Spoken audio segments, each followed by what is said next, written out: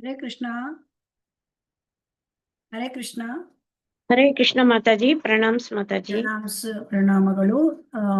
ಕಾಣಿಸುತ್ತಾ? ಕಾಣಿಸ್ತಾ ಇದೆ ಮಾತಾಜಿ.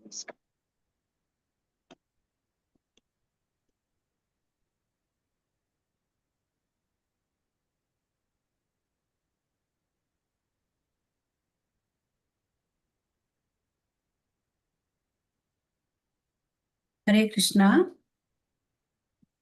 ಓಂ ಅಜ್ಞಾನತಿಮಿರಾಂಧಸ್ಯ ಜ್ಞಾನಾಂಜನಶಲಾಕಯಾ ಚಕ್ಷುನ್ಮೀಲಿತಂ ಯೇನ ತಸ್ಮೈ ಶ್ರೀ ಗುರವೇ ನಮಃ.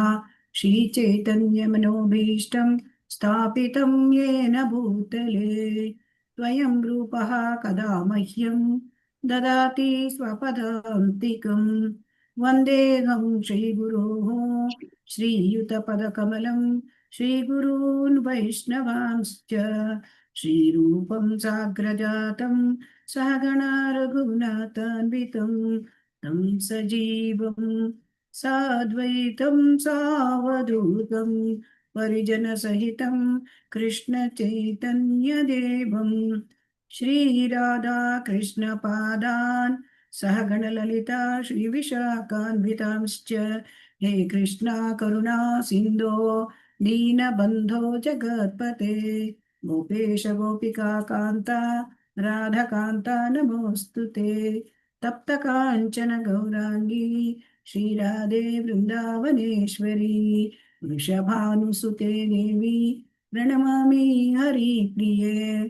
ವಾಂಛಾಕಲ್ಪತರುಭ್ಯಶ್ಚ ಕೃಪಾ ಸಿಂಧುಭ್ಯ ಏವ ಚ ಪತಿತಾನಾಂ ಪಾವನೇಭ್ಯೋ ವೈಷ್ಣವೇಭ್ಯೋ ನಮೋ ನಮಃ. ಜಯ ಶ್ರೀ ಕೃಷ್ಣ ಚೈತನ್ಯ ಪ್ರಭೋ ನಿತ್ಯಾನಂದ ಶ್ರೀ ಅದ್ವೈತ ಗದಾಧರ ಶ್ರೀವಾಸಾದಿ ಗೌರ ಭಕ್ತ ವೃಂದ. ಹರೇ ಕೃಷ್ಣ ಕೃಷ್ಣ ಕೃಷ್ಣ ಹರೇ ಹರೇ ಹರೇ ರಾಮ ರಾಮ ರಾಮ ಹರೇ ಹರೇ. ಹರೇ ಕೃಷ್ಣ ಕೃಷ್ಣ ಕೃಷ್ಣ ಹರೇ ಹರೇ ಹರೇ ರಾಮ ರಾಮ ರಾಮ ಹರೇ ಹರೇ. ಶ್ರೀ ಶ್ರೀ ರಾಧಾ ಗೋವಿಂದ ಕಿ ಜೈ. ಶ್ರೀ ಶ್ರೀ ಗೌರನಿತಾಯ್ ಕಿ ಜೈ. ಶ್ರೀಲ ಪ್ರಭುಪಾದ ಕಿ ಜೈ. ಹರೇ ಕೃಷ್ಣ. ಎಲ್ಲರಿಗೂ ಸ್ವಾಗತ. ಶ್ರೀ ಚೈತನ್ಯ ಚರಿತಾಮೃತ ಓದುವ ತರಗತಿಗೆ ಸ್ವಾಗತ.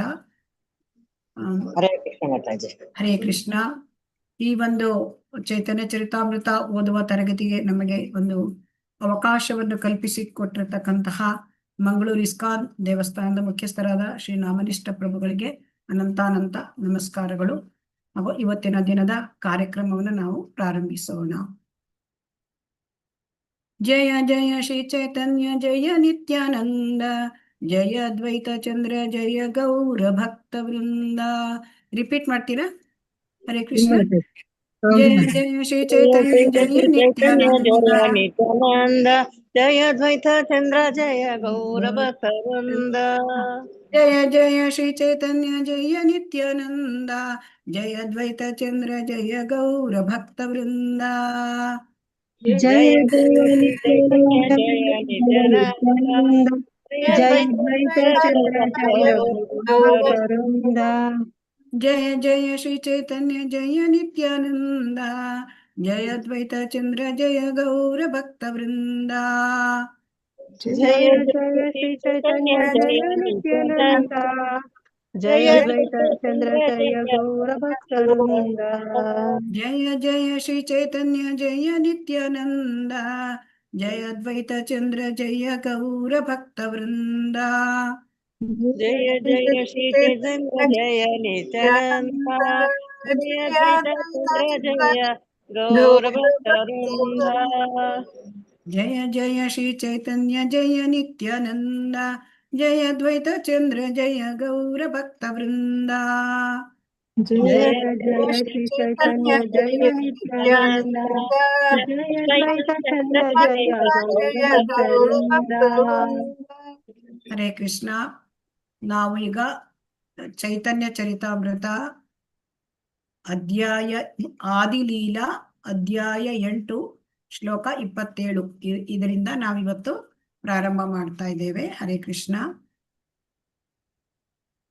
ಪ್ರೇಮೇರ ಉದಯ ಹಯ ಪ್ರೇಮೇರ ವಿಕಾರ ಸ್ವೇದ ಕಂಪ ಪುಲಕಾದಿ ಗದ್ಗದಾಶ್ರುಧಾರ. ಚಿತ್ರಮೋಹಿನಿ ಮಾತಾಜಿ ಓದಿ. ಚಿತ್ರಮೋಹಿನಿ ಕೃಷ್ಣ ಮಾತಾಜಿ. ಮಾತಾಜಿ. ಹರೇ ಕೃಷ್ಣ. ಪ್ರಮೇರ ಉದಯೇ ಹಯ ಪ್ರಮೇರ ಪ್ರೇಮೇರ ಉದಯೇ ಹಯ ಪ್ರೇಮೇರ ವಿಕಾರ ಸ್ವೇದ ಕಮಪ ಪುಲಕಾದಿ ಗದ್ಗದಾಶ್ರುಧಾರ. ಪ್ರೇಮೇರ ದೈವ ಪ್ರೇಮದ ಉದಯವಾದಾಗ ಹಯ ಮಾಡುತ್ತದೆ. ಪ್ರೇಮೇರ ದೈವ ಪ್ರೇಮದ ವಿಕಾರ ಪರಿವರ್ತನೆ, ಸ್ವೇದ ಬೆವರುವಿಕೆ, ಕಂಪ ಲಘು ನಡುಕ, ಪುಲಕ ಹೃದಯ ಬಡಿತ ಹೆಚ್ಚುವುದು, ಗದ್ಗದ ಗಂಟಲು ಕಟ್ಟುವುದು, ಅಶ್ರುಧಾರ ಕಣ್ಣೀರು ಹರಿಯುವುದು. ಅನುವಾದ ಮತ್ತು ಭಾವಾರ್ಥ. ಶ್ರೀಲ ಪ್ರಭುಪಾದ್. ವ್ಯಕ್ತಿಯು ಭಗವಂತನಿಗೆ ಸಲ್ಲಿಸುವ ದಿವ್ಯ ಸೇವಾ ಮನೋಭಾವವು ವಾಸ್ತವವಾಗಿ ಜಾಗೃತವಾದಾಗ ಅವನ ದೇಹ ಲಕ್ಷಣಗಳಲ್ಲಿ ಕೆಲವು ಪರಿವರ್ತನೆಗಳು ಕಂಡುಬಂದವು. ಮೈ ಬೆವರುವುದು, ಲಘು ಕಂಪನ, ನಡುಕ, ಹೃದಯವು ಜೋರಾಗಿ ಢವಗುಟ್ಟುವುದು, ಮಾತು ತೊದಲುವುದು ಹಾಗೂ ಕಣ್ಣೀರು ಸುರಿಯುವುದು. ಇವೇ ಆ ಪರಿವರ್ತನೆಗಳು. ಭಾವಾರ್ಥ. ವ್ಯಕ್ತಿಯು ದೈವ ಪ್ರೇಮದಲ್ಲಿ ಸ್ಥಿತನಾದಾಗ ದೈಹಿಕ ವರ್ತನೆಗಳು ತಮ್ಮಂತೆ ತಾವೇ ಪ್ರಕಟಗೊಳ್ಳುತ್ತವೆ. ಇಂತಹ ಲಕ್ಷಣಗಳನ್ನು ಯಾರೂ ಕೃತಕ ರೀತಿಯಲ್ಲಿ ಅನುಕರಿಸಬಾರದು.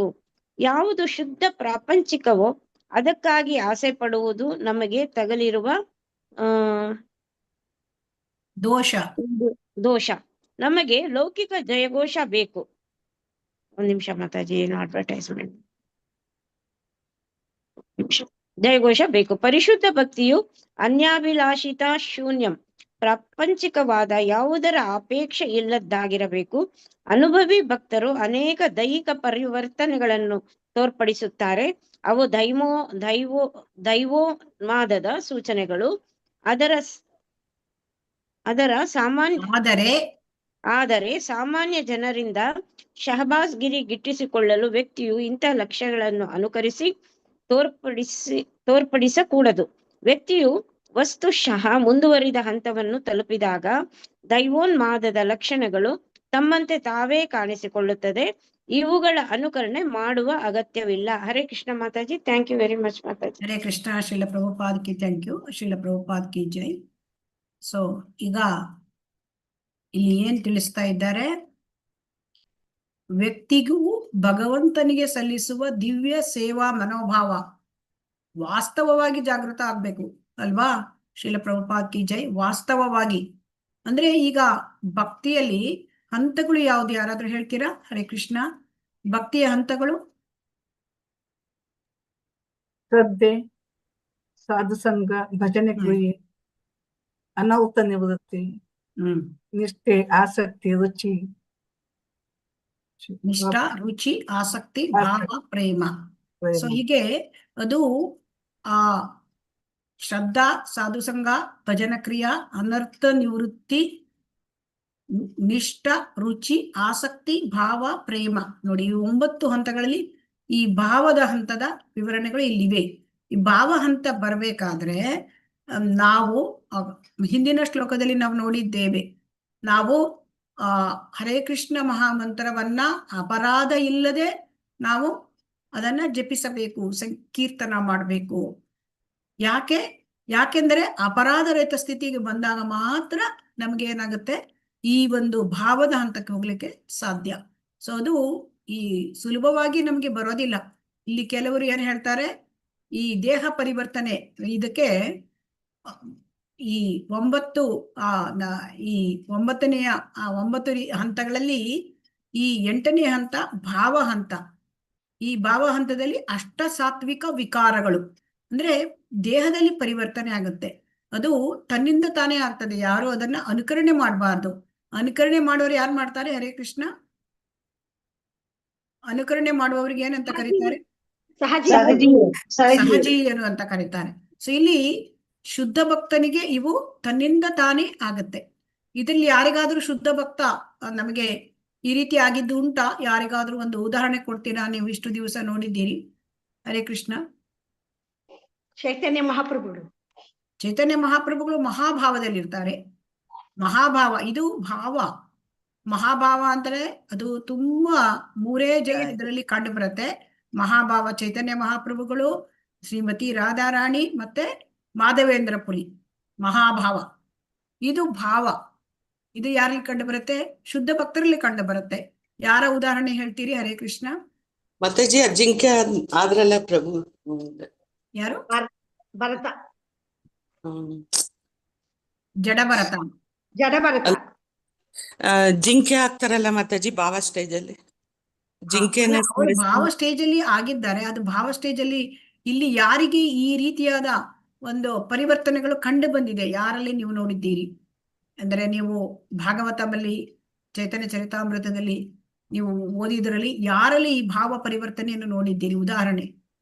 ಚೈತನ್ಯ ಪ್ರಭುಗಳು ಪುರಿನಲ್ಲಿ ಮಾತಾಜಿ, ಪುರಿ ಜಗನ್ನಾಥ. ಚೈತನ್ಯ ಮಹಾಪ್ರಭುಗಳು ಅವ್ರದ್ದು ಮಹಾಭಾವ. ಅವರು ಸ್ವತಃ ಶ್ರೀಕೃಷ್ಣ ಭಗವಂತ.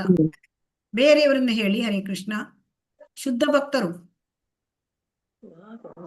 ರಘುನಾಥ ದಾಸ್ ಪ್ರಭುಜಿ, ಮಾತಾಜಿ. ಯಾರು? ಷಡ್ಗೋಸ್ವಾಮಿಗಳಲ್ಲಿ ರಘುನಾಥ ದಾಸ್. ನೋಡಿ, ಜೋರಾಗಿ ಕಣ್ಣಲ್ಲಿ ನೀರು ಸುರಿಯೋದು, ಮತ್ತೆ ಪ್ರಭುಪಾದರಿಗೆ ಕಣ್ಣೀರು ಸುರಿಯುವುದು.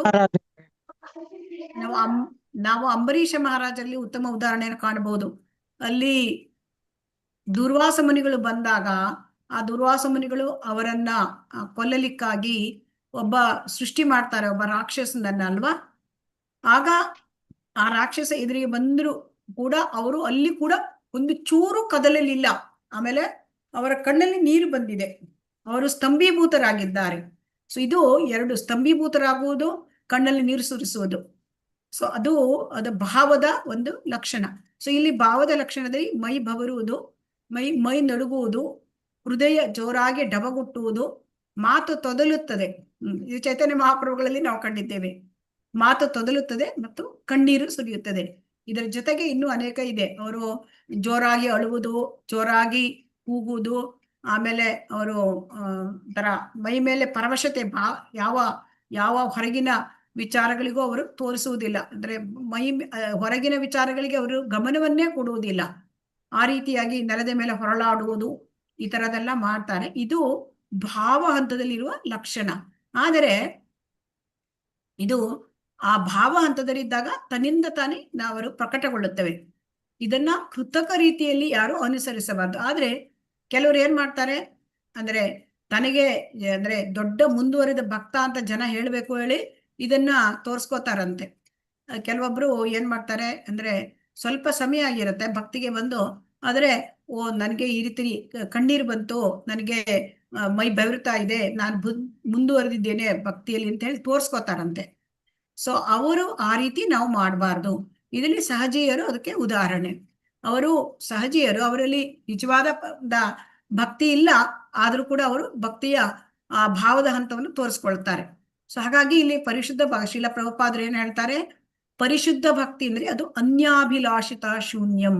ಸೊ ಅನ್ಯಾಭಿಲಾಷಿತ ಶೂನ್ಯಂ ಜ್ಞಾನ ಕರ್ಮಾದಿ ಅನಾವೃತಂ ಆನುಕೂಲ್ಯೇನ ಕೃಷ್ಣಾನುಶೀಲನಂ ಭಕ್ತಿರುತ್ತಮ. ಉತ್ತಮ ಭಕ್ತಿಯ ಒಂದು ವ್ಯಾಖ್ಯಾನವನ್ನ ರೂಪ ಗೋಸ್ವಾಮಿಯವರು ಹೇಳ್ತಾರೆ. ಸೊ ಅದರಲ್ಲಿ ಅನ್ಯಾಭಿಲಾಷಿತ ಶೂನ್ಯಂ, ಯಾವ ಪ್ರಾಪಂಚಿಕ ಅಪೇಕ್ಷೆ ಇರಬಾರ್ದು. ಇಲ್ಲಿ ಯಾರಿಗೆ ಇವರಿಗೆ ಏನಿದೆ? ಲೌಕಿಕ ಜಯಘೋಷ, ಜನ ನಮ್ಗೆ ತುಂಬಾ ನಮ್ಮನ್ನ ಹೊಗಳಬೇಕು, ನಮ್ಗೆ ಗೌರವ ಕೊಡ್ಬೇಕು, ನಾನು ದೊಡ್ಡ ಭಕ್ತ, ಆ ತರ ತೋರ್ಸ್ಕೊಳ್ಳಿಕ್ಕೆ ಅವ್ರು ಏನ್ ಮಾಡ್ತಾರೆ? ಕೃತಕ ರೀತಿಯಲ್ಲಿ ಅನುಕರಿಸ್ತಾರೆ. ಸೊ ಅನುಕರಣೆ ಮಾಡಬಾರದು. ನಾವೇನ್ ಮಾಡ್ಬೇಕು? ಅನುಸರಣೆ ಮಾಡಬೇಕು. ಯಾರನ್ನು ಅನುಸರಿಸಬೇಕು? ನಾವು ಶುದ್ಧ ಭಕ್ತರ ಹೆಜ್ಜೆ ಗುರುತುಗಳ ಅನುಸರಿಸಬೇಕು. ಭಕ್ತರ ಹೆಜ್ಜೆ ಗುರುತವನ್ನ ನಾವು, ಅಂದ್ರೆ ಅವ್ರು ಯಾವ ರೀತಿ ನಡ್ಕೊಂಡಿದ್ದಾರೆ ಆ ರೀತಿ ನಡೆಯುವುದಕ್ಕೆ ಅನುಸರಣೆ ಅಂತ ಹೇಳ್ತಾರೆ. ಸೊ ಅದರಿಂದ ನಮಗೆ ಯಾವುದೇ ರೀತಿಯಾದ ಒಂದು ಅಪೇಕ್ಷೆ, ಭೌತಿಕವಾದ ಅಪೇಕ್ಷೆ ಇರಬಾರ್ದು. ಸೊ ಹಾಗಾಗಿ ಅನೇಕ ಭಕ್ತರು ಈ ರೀತಿಯ ದೈಹಿಕ ಪರಿವರ್ತನೆಗಳನ್ನು ತೋರಿಸ್ಕೊಳ್ತಾರೆ. ಅದು ತನ್ನಿಂತಾನೇ ಬರ್ತದೆ ಅವರಿಗೆ, ಅವರು ಮಾಡ್ಬೇಕು ಅಂತ ಏನು ಮಾಡೋದಿಲ್ಲ. ಇದು ಭಾವ ಹಂತ. ಈ ಭಾವ ಹಂತದಲ್ಲಿ ಇದ್ದಾಗ ಒಬ್ಬ ವ್ಯಕ್ತಿ ಭಕ್ತಿಗೆ ಬಂದಾಗ ಭಾವ ಹಂತದವರೆಗೆ ಸ್ವಂತ ಪ್ರಯತ್ನದಿಂದ ಹೋಗ್ಬಹುದು. ಆದರೆ ಭಾವ ಹಂತಕ್ಕೆ ಬಂದ ಮೇಲೆ ನಾವು ಪ್ರೇಮ ಹಂತಕ್ಕೆ ಹೋಗುವುದು ನಮ್ಮ ಕೈಯಲ್ಲಿ ಇರೋದಿಲ್ಲ. ಅದು ಭಗವಂತನ ಒಂದು ಕರುಣೆ. ಅವನು ಭಗವಂತ ಅದನ್ನ ನಮ್ಮನ್ನ ಪ್ರೇಮ ಹಂತಕ್ಕೆ ತೆಗೆದುಕೊಂಡು ಹೋಗ್ಲಿಕ್ಕೆ ಅವನಿಗೆ ಮಾತ್ರ ಸಾಧ್ಯ. ಸೊ ಅದರಿಂದ ಭಾವ ಹಂತಕ್ಕೆ ಬರೋದು ಅಂತಂದ್ರೆ ಮುಂದುವರಿದ ಸ್ಥಿತಿ. ಸೊ ಆ ಹಂತಕ್ಕೆ ಬರಬೇಕು ಅಂತಂದ್ರೆ ನಾವು ಏನ್ ಮಾಡ್ಬೇಕು, ಭಕ್ತಿಯಲ್ಲಿ ನಾವು ಮುಂದುವರಿಬೇಕಾದ್ರೆ ಶುದ್ಧ ನಾಮವನ್ನ ನಾವು ಜಪಿಸಬೇಕು.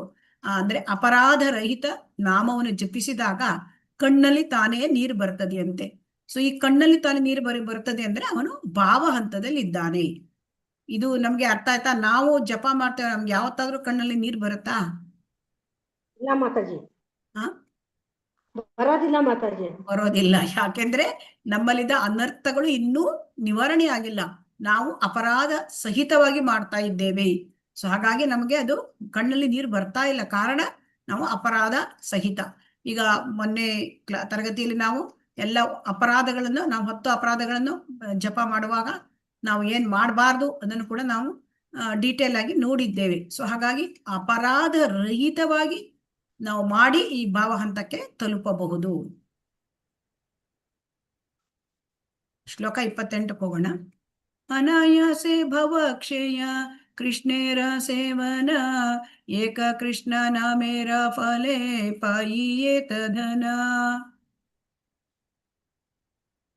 कृष्णमूर्ति प्रभु जी, कृष्णमूर्ति प्रभु जी, गायत्री देवी माता जी, ಓದ್ತಿರೋ ಮಾತಾಜಿ, ಗಾಯತ್ರಿ ದೇವಿ ಮಾತಾಜಿ ಹರೇ ಕೃಷ್ಣ. ಓದ್ತೀನಿ ಮಾತಾಜಿ. ಓದಿ. ಕೃಷ್ಣಮೂರ್ತಿ ಮಾತಾಜಿ. ಪ್ರಭು ನಂತರ ಓದಿ. ಶ್ಲೋಕ ಅನುವಾದನ ಮಾತಾಜಿ? ಅಲ್ಲ, ಶ್ಲೋಕ ಓದ್ಲಿಕ್ಕಿದೆ. ಶ್ಲೋಕ ಕಾಣಿಸ್ತಾನೆ ಇಲ್ಲ. ಶ್ಲೋಕ 28. ಅನಾಯಾಸೆ ಭವಕ್ಷಯ ಕೃಷ್ಣೇರ ಸೇವನ ಏಕ ಕೃಷ್ಣ ನಾಮೇರ ಫಲೇ ಪಾಯಿ ಏತ ಧನ. ಅನಾಯಾಸೆ ಶ್ರಮವಿಲ್ಲದಂತೆ, ಭವಕ್ಷಯ ಹುಟ್ಟು ಸಾವುಗಳ ಪುನರಾವರ್ತನೆಯನ್ನು ತಪ್ಪಿಸುವುದು, ಕೃಷ್ಣೇರ ಭಗವಾನ್ ಕೃಷ್ಣನ ಸೇವನ ಸೇವೆ, ಏಕ ಒಂದು, ಕೃಷ್ಣನಾಮೇರ ಕೃಷ್ಣನ ಹೆಸರನ್ನು ಜಪಿಸುವುದು, ಫಲೆ ಫಲವಾಗಿ, ಪಾಯಿ ನಾವು ಪಡೆಯುವೆವು, ಏತ ವಿಪುಲ ಧನ ಸಂಪತ್ತು. ಅನುವಾದ ಬೈ ಶ್ರೀಲ ಪ್ರಭುಪಾದರಿಂದ ಶ್ರೀಲ ಪ್ರಭುಪಾದರಿಗೆ ಜಯವಾಗಲಿ. ಹರೇ ಕೃಷ್ಣ ಮಹಾಮಂತ್ರವನ್ನು ಜಪಿಸುವುದರ ಫಲವಾಗಿ ವ್ಯಕ್ತಿಯು ಆಧ್ಯಾತ್ಮಿಕ ಬದುಕಿನಲ್ಲಿ ಎಷ್ಟು ಮುಂದುವರಿಯುತ್ತಾನೆಂದರೆ ಒಮ್ಮೆಗೆ ಅವನ ಐಹಿಕ ಅಸ್ತಿತ್ವವು ಇಲ್ಲವಾಗಿ ದೈವ ಪ್ರೇಮವನ್ನು ಗಳಿಸುತ್ತಾನೆ. ಇದು ಏಕಕಾಲದಲ್ಲಿ ನಡೆಯುತ್ತದೆ. ಕೃಷ್ಣನ ಪವಿತ್ರ ನಾಮವು ಎಷ್ಟು ಮಹಿಮೆಯುಳ್ಳದ್ದೆಂದರೆ ಅವನ ಅನೇಕ ಹೆಸರುಗಳಲ್ಲಿ ಒಂದನ್ನು ಜಪಿಸಿದರೂ ವ್ಯಕ್ತಿಯು ಸುಲಭವಾಗಿ ಆಧ್ಯಾತ್ಮಿಕ ಸಂಪತ್ತನ್ನು ಗಳಿಸುತ್ತಾನೆ. ಹರೇ ಕೃಷ್ಣ ಮಾತಾಜಿ. ಧನ್ಯವಾದಗಳು. ಹರೇ ಕೃಷ್ಣ. ಧನ್ಯವಾದಗಳು. ಶ್ರೀಲ ಪ್ರಭುಪಾದ್ ಕಿ ಜೈ. ಇಲ್ಲಿ ಬರೇ ನಾವು ಹರೇ ಕೃಷ್ಣ ಮಹಾಮಂತ್ರವನ್ನು ಜಪಿಸುವುದರ ಮೂಲಕ ನಾವು ಏನನ್ನ ಪಡ್ಕೊಳ್ಬಹುದು? ಇದರಲ್ಲಿ ಒಂದು, ನಾವು ಕೃಷ್ಣ ಪ್ರೇಮವನ್ನು ಪಡ್ಕೊಳ್ಬಹುದು. ಎರಡನೆಯದು, ನಾವು ಐಹಿಕ ಅಸ್ತಿತ್ವವನ್ನೇ ನಾವು ಕಳ್ಕೊಂಡ್ ಬಿಡ್ಬೋದು. ಈಗ ಐಹಿಕ ಅಸ್ತಿತ್ವ ಕಳ್ಕೊಳ್ಳೋದು, ಕೃಷ್ಣ ಪ್ರೇಮವನ್ನು ಗಳಿಸೋದು ಅಂತಂದ್ರೆ ಭಗವಂತನ ಲೋಕಕ್ಕೆ ಹೋಗ್ಲಿಕ್ಕೆ ನಮಗೆ ಮಾರ್ಗ ಅಲ್ಲಿ ತೆರೆದಂತೆ. ಸೊ ಹಾಗಾಗಿ ಇಲ್ಲಿ ಹರೇ ಕೃಷ್ಣ ಮಹಾಮಂತ್ರದ ಒಂದು ಮಹಿಮೆಯನ್ನ ಇಲ್ಲಿ ಕೊಂಡಾಡ್ತಾ ಇದ್ದಾರೆ. ಸೊ ಹಾಗಾಗಿ ನಾವು ಐಹಿಕ ಅಸ್ತಿತ್ವ ನಮಗೆ ಬೇಡ ಅಂತಂದ್ರೆ ನಾವ್ ಏನ್ ಮಾಡ್ಬೇಕು? ನಾವು ಮಹಾಮಂತ್ರವನ್ನ ಜಪಿಸ್ಬೇಕು ಅಂತ.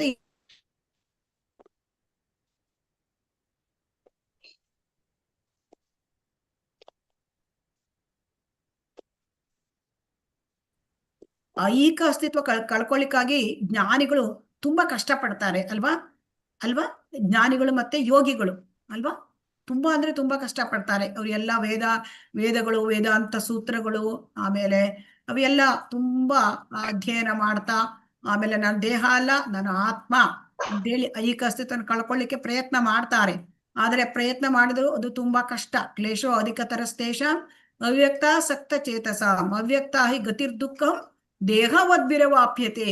ಸೊ ದೇಹಿಗಳಾದವರಿಗೆ, ಅಂದ್ರೆ ಯಾರಿಗೆ ದೇಹ ಇರ್ತದೆ, ಶರೀರ ಇರ್ತದೆ, ಅವರಿಗೆ ಈ ಮಾರ್ಗ ತುಂಬಾ ಕಷ್ಟ ಅಂತೆ. ನನ್ನ ದೇಹ ಅಲ್ಲ ಹೇಳುದು. ನಾವು ಐಹಿಕ ಅಸ್ತಿತ್ವದ ಏನಿರುತ್ತೆ, ನಾವು ದೇಹ ಅಂತ ನಾವು ತುಂಬಾ ದೇಹದ ಬಗ್ಗೆನೇ ಆ ಭಾವನೆಯಲ್ಲೇ ಇರ್ತೇವೆ. ಅದನ್ನ ನಾವು ಕಳ್ಕೊಳ್ಬೇಕು. ಸೊ ಅದಕ್ಕೆ ಈ ಜ್ಞಾನ ಮಾರ್ಗ ನಮಗೆ ತುಂಬಾ ಕ್ಲೇಶ ಅಂತ ನಮ್ಮ ಭಗವದ್ಗೀತೆಯಲ್ಲಿ ನಮ್ಗೆ ಭಗವಂತ ಕೃಷ್ಣ ನಮಗೆ ಹೇಳಿದ್ದಾನೆ, ಭಗವಾನ್ ಕೃಷ್ಣ. ಸೊ ಈಗ ಯೋಗಿಗಳು ಮಾಡ್ತಾರೆ ಅಲ್ವಾ? ಅವರು ಕೂಡ ಯಮ ನಿಯಮ ಆಸನ ಪ್ರಾಣಾಯಾಮ ಪ್ರತ್ಯಾಹಾರ ಧಾರಣ ಧ್ಯಾನ ಸಮಾಧಿ ಇದೆಲ್ಲ ಮಾಡ್ಲಿಕ್ಕೆ ತುಂಬಾ ಕಷ್ಟಪಡ್ತಾ ಇರ್ತಾರೆ ಅಲ್ವಾ? ಅದು ಕೂಡ ತುಂಬಾ ಕಷ್ಟ, ಸುಲಭ ಇಲ್ಲ.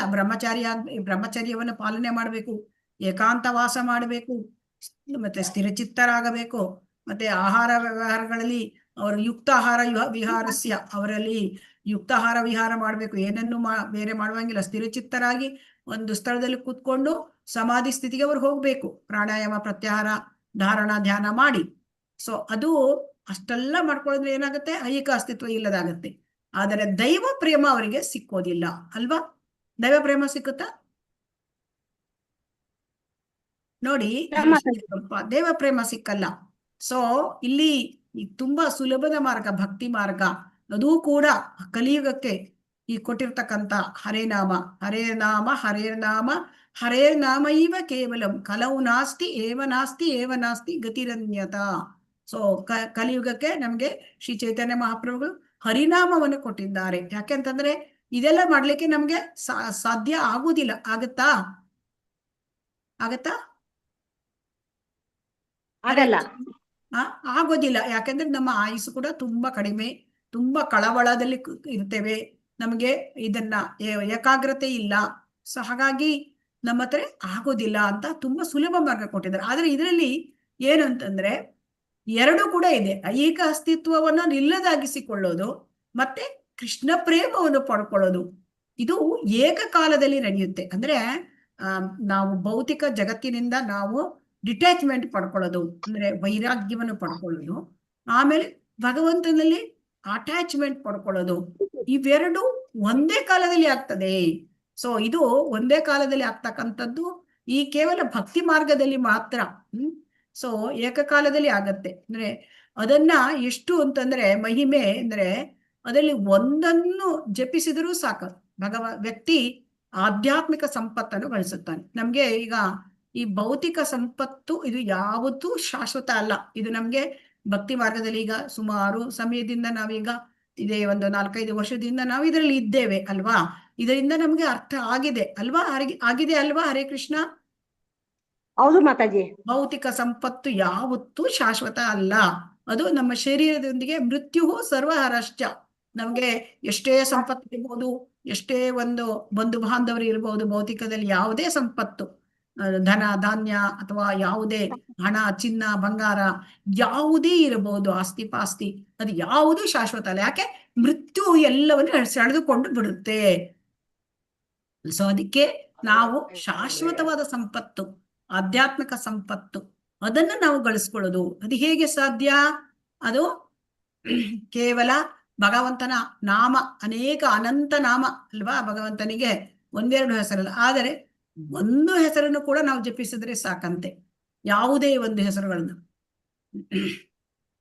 ನಾಮಕಾರಿ ಬಹುಧಾ ನಿಜ ಸರ್ವಶಕ್ತಿ ತತ್ರಾರ್ಪಿತ ನಿಯಮಿತ ಸ್ಮರಣೇನ ಕಾಲಃ ಏತಾದೃಶಿ ತವ ಕೃಪಾ ಭಗವನ್ ಮಮಾಪಿ ದುರ್ದೈವ ಮೀದೃಶಂ ಈಹ ಜಾನಿ ನಾನು ರಾಗಃ.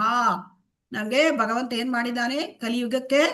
ಹರೇ ಕೃಷ್ಣ. ನಮ್ಗೆ ಏನ್ ಮಾಡಿದ್ದಾನೆ ಕಲಿಯುಗಕ್ಕೆ? ನಾಮಾವತಾರ. ಭಗವಂತ ನಾಮಾವತಾರ ಮಾಡಿದ್ದಾನೆ ನಮಗೆ. ಈ ಹರಿನಾಮದಲ್ಲಿ ಅವತಾರ, ಹರಿನಾಮ ಅಂದ್ರೆ ನಾಮಾವತಾರ. ಆಮೇಲೆ ಗ್ರಂಥಾವತಾರ ಅಂದ್ರೆ ಭಾಗವತಂ, ಅದು ಗ್ರಂಥಾವತಾರ.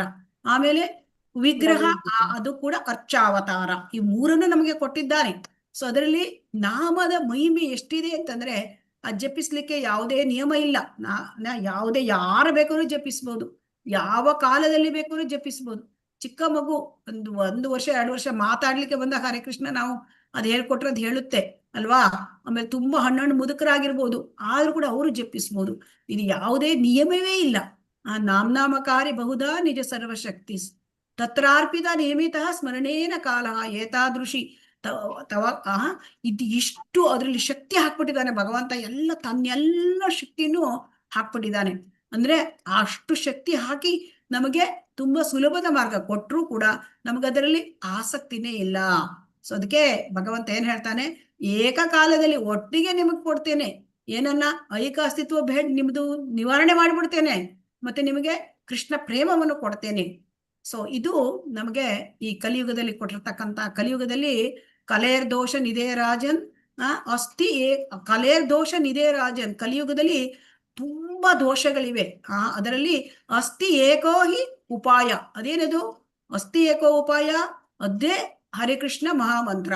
ಸೊ ಒಂದೇ ಒಂದು ಉಪಾಯ ಅಂತೆ ಕಲಿಯುಗಕ್ಕೆ. ಸೊ ಕಲಿಯುಗದಲ್ಲಿ ಪವಿತ್ರ ಅದು ಏನಂತಂದ್ರೆ ಕಲಿಯುಗ ನಾಮ ಅಭಿನ್ನತ್ವಂ ನಾಮ ನಾಮಿನಃ, ಅಂದ್ರೆ ಭಗವಂತನ ನಾಮಕ್ಕೂ ಭಗವಂತನಿಗೂ ವ್ಯತ್ಯಾಸ ಇಲ್ಲ.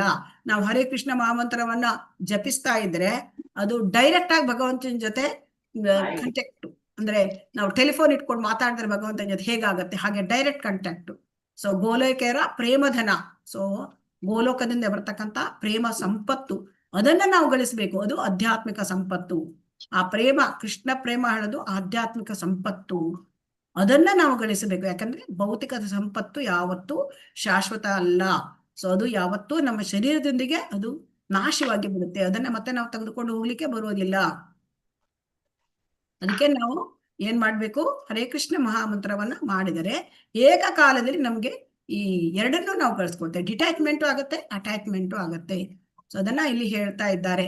ಏಕಕಾಲದಲ್ಲಿ ಯಾರಾದ್ರೂ ಅಂದ್ರೆ ಡೈರೆಕ್ಟ್ ಆಗಿ ಈ ಭೌತಿಕ ಅಸ್ತಿತ್ವವನ್ನು ಇಲ್ಲದಾಗಿಸಿ ಆಧ್ಯಾತ್ಮಿಕವಾದ ದೇಹವನ್ನು ಯಾರು ಪಡ್ಕೊಂಡಿದ್ದಾರೆ ಏಕಕಾಲದಲ್ಲಿ? ಹರೇ ಕೃಷ್ಣ. ಹರೇ ಕೃಷ್ಣ.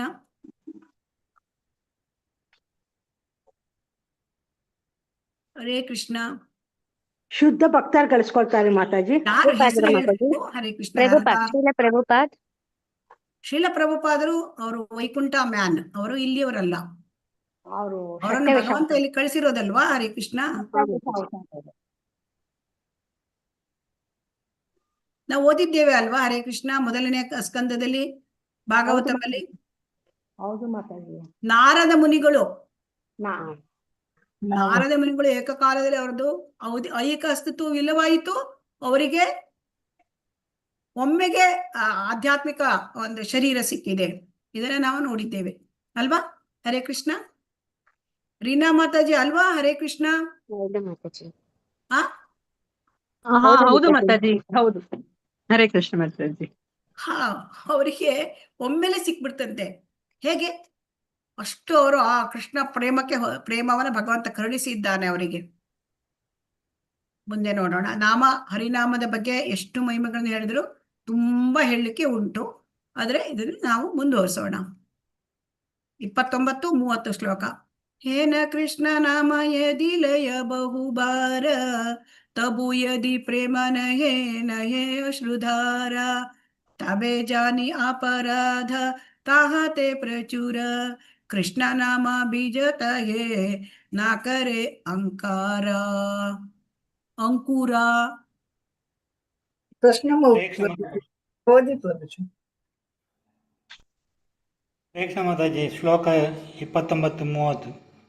ಹೇನ ಕೃಷ್ಣ ನಾಮ ಯದಿ ಲಯ ಬಹುಬಾರ ತಬು ಯದಿ ಪ್ರೇಮ ನಹೇ ನಹೇ ಅಶ್ರುಧಾರ ತಬೆ ಜಾನಿ ಅಪರಾಧ ತಾಹತೆ ಪ್ರಚುರ ಕೃಷ್ಣ ನಾಮ ಬೀಜ ತಾಹೇ ನಾ ಕರೆ ಅಂಕುರ.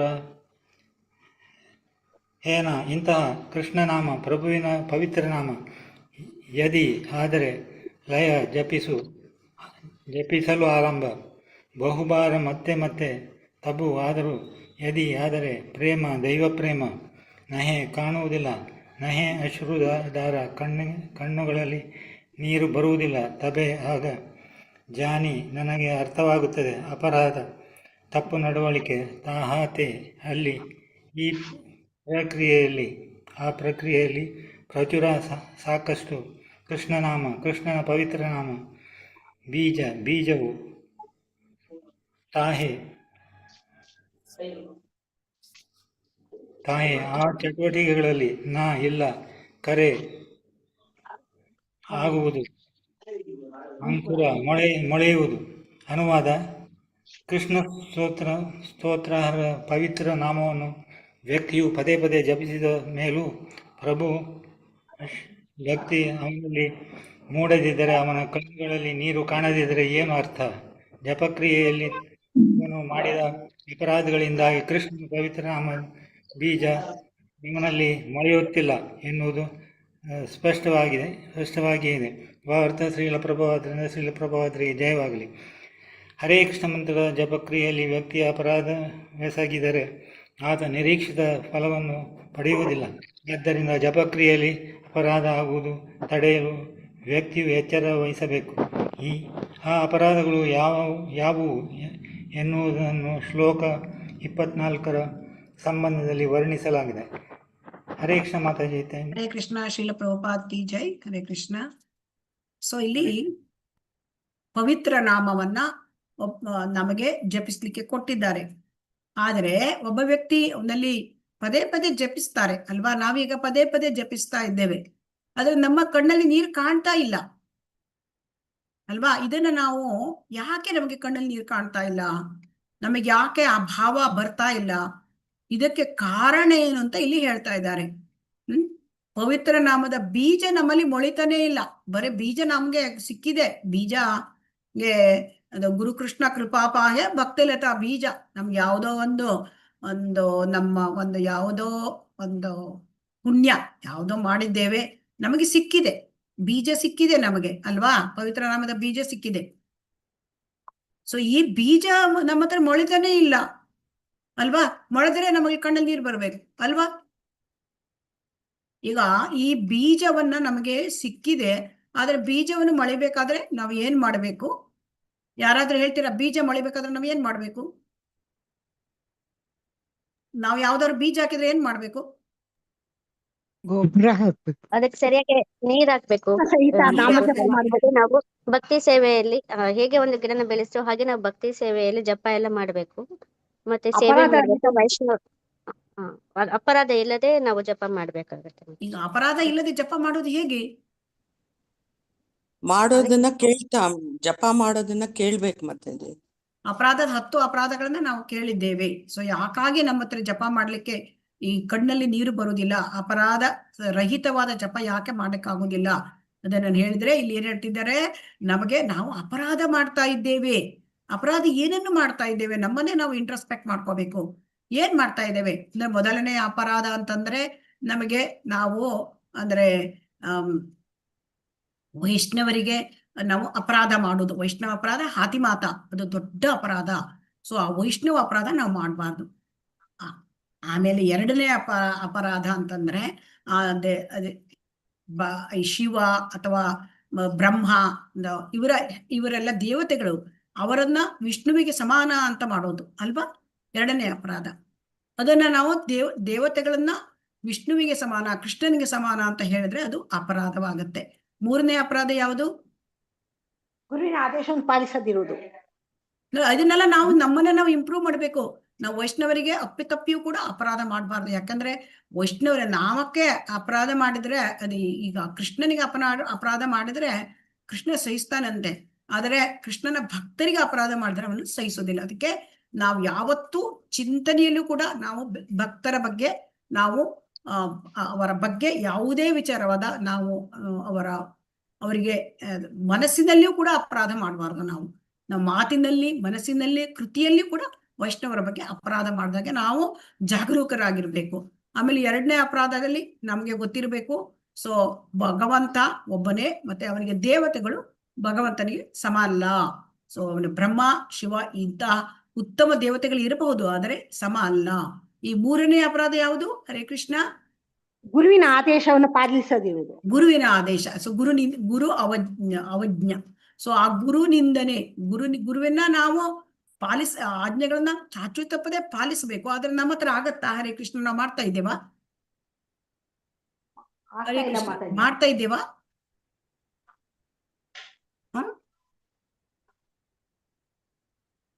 ಗುರುವನ್ನ ಮತ್ತೆ ಸಾಮಾನ್ಯ ವ್ಯಕ್ತಿ ಅಂತ ತಿಳಿಬಾರ್ದು ಅಲ್ವಾ. ಮಾಡ್ತಾ ಇದ್ದೇವಾ ನಾವು? ಹರೇ ಕೃಷ್ಣ.